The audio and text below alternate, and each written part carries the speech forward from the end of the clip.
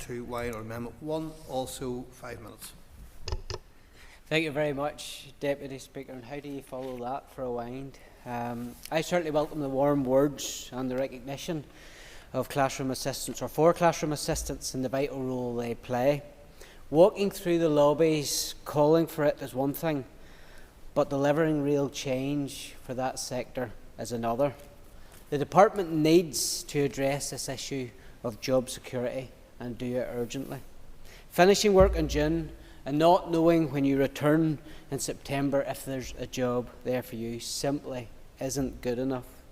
Secure contracts, fair pay, progression routes and more stable same funding is required to deliver the change needed.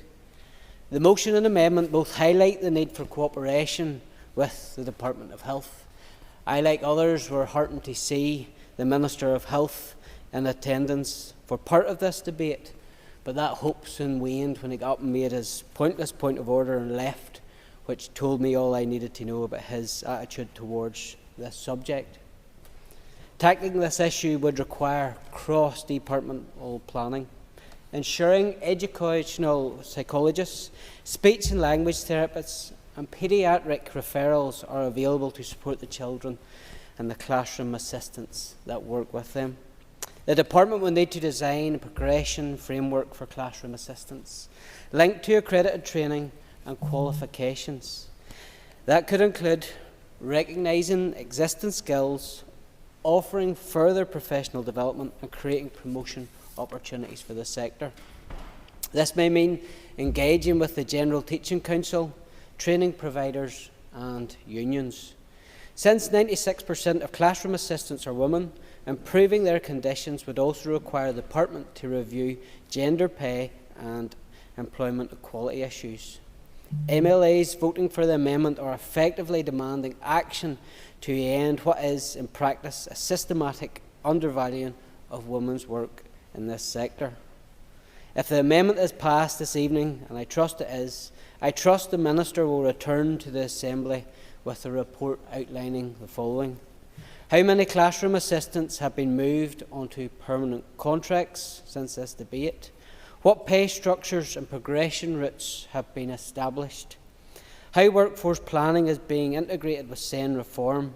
And most importantly, I pass this over to the Education Committee to ensure that they keep a focus on this issue and what has been agreed today to hold the Minister to account for wanting to deliver the will of the Assembly.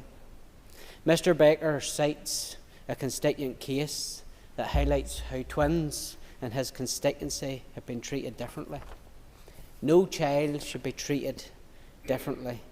No child should be left at home while their brother or sister gets the opportunity that child that has been left at home should also and indeed deserves. I want to finish up my amendment by commending Mr Burrows on his maiden speech.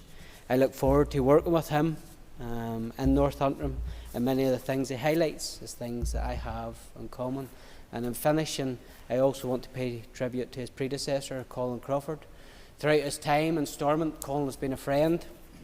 We started at the same time and indeed walked out many of them early days and the experiences together. I wish Colin all the best.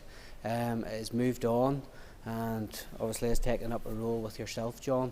Colin is a genuine guy and he will be very good and give you great service in your constituency office. Thank you.